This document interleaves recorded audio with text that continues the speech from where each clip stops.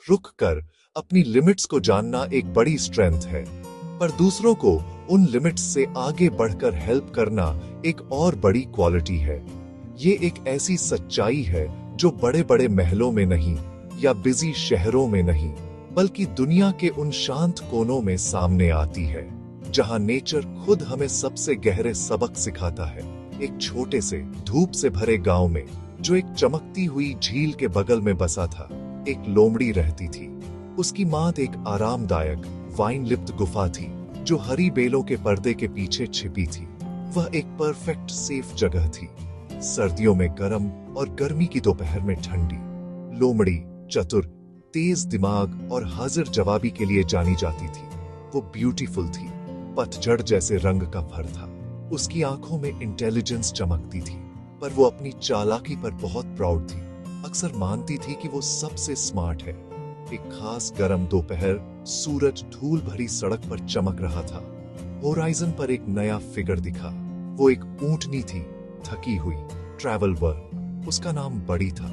उसकी बड़ी जेंटल आंखें लंबी जर्नी की कहानी कह रही थी।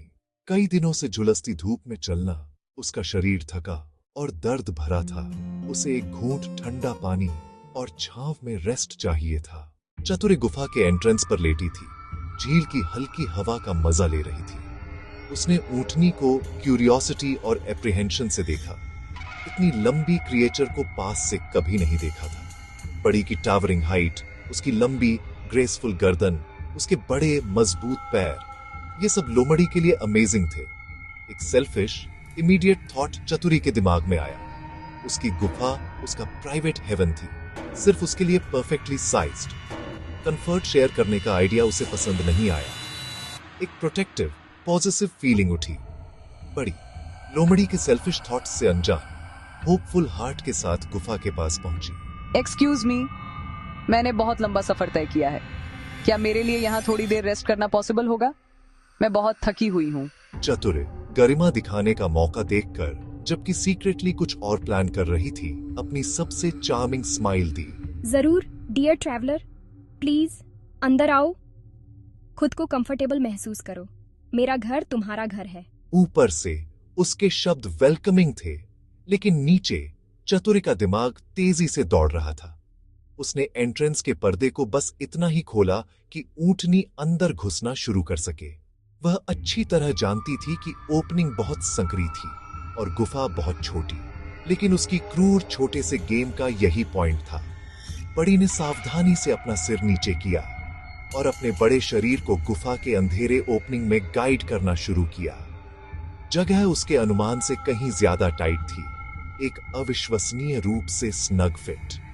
उसे अपनी साइड्स पर पत्थर की दीवारों का दबाव महसूस हुआ। उसके लंबे पिछले पैर और कूबड़ अभी भी बाहर थे, गर्म धूप में। जो जगह अट्रैक्टिव लग रही थी, अब कन्फाइनिंग ट्रैप बन गई थी। मैं माफी चाहती हूँ, मैं थोड़ी फंस गई हूँ। इस इम्पोजिशन के लिए बहुत माफी चाहती हूँ। चतुरी साइड से छिपी हुई खुशी के साथ देख रही थी। उसने सोचा, अब ऊंटनी को कंट्रोल करना आसान होगा। रुककर यह देखकर कि उसका प्लान परफेक्टली काम कर गया था। आप चिंता न करें। अगर आप अपना सिर थोड़ा और नीचे कर लें, तो आप अंदर फिट हो पाएंगी। अंदर बहुत कंफर्टेबल होगा। ओह थैंक यू, ये एक अच्छा आइडिया है। जगह सिकुड़ गई। बड़ी अब निराशाजनक रूप से फंस गई थी। अब असली डर की झलक, सिचुएशन की गंभीरता का एहसास। अब तुम सचमुच मेरी मेहमान हो और मेहमानों से जेनरस होने की उम्मीद की जाती है।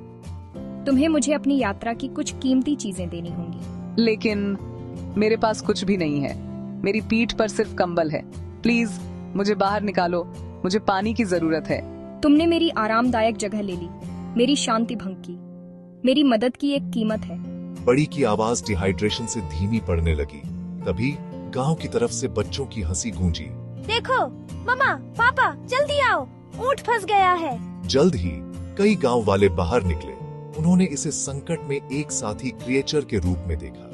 बिना हिचक समुदाय एक्शन में आ गया। कोई दोष नहीं, बस मदद। एक आदमी मोटी रस्सी लाया, दूसरा एक तख्ता लेकर आया लीवर के लिए। उन्होंने बड़ी के पिछले हिस्से के चारों तरफ रस्सी को धीरे से लपेटा। सुरक्षित। ठीक है सभी लोग, 3 गिनने पर हम सब मिलकर खींचेंगे और धकेलेंगे धीरे से। अब कलेक्टिव एफर्ट का सुंदर प्रदर्शन, लोमड़ी की सेल्फिश इनएक्शन के विपरीत। एक कोऑर्डिनेटेड हीव, लकड़ी कराहती, पत्थर खरोंचता, एक पल कुछ नहीं, फिर बड़ी पीछे की ओर खिसकने लगी, इंच इंच। आखिरकार बड़ी बाहर निकाली गई, आजाद। रुककर बड़ी धूप में पलकें झपकाती खड़ी थी। राहत की गहरी भावना उस पर छा गई थी। उसने ताजी हवा की एक गहरी कांपती सांस ली। थैंक यू, आप सभी का बहुत बहुत धन्यवाद। मुझे बहुत अफसोस है। गांव वालों ने बड़ी को ठंडा पानी ऑफर किया। बच्चे नाचने लगे। सभी की आंखें चतुरी की तरफ मुड़ गईं। वह छोटी और शर्मिंदा लग रही थी। वह उनकी खामोश अस्वीकृति महसूस कर सकती थी। चतुरी, चालाकी एक गिफ्ट है, लेकिन जब इसका इस्तेमाल दूसरों का फायदा उठाने के लिए होता है तो ये जहर बन जाता है। मुझे अफसोस है।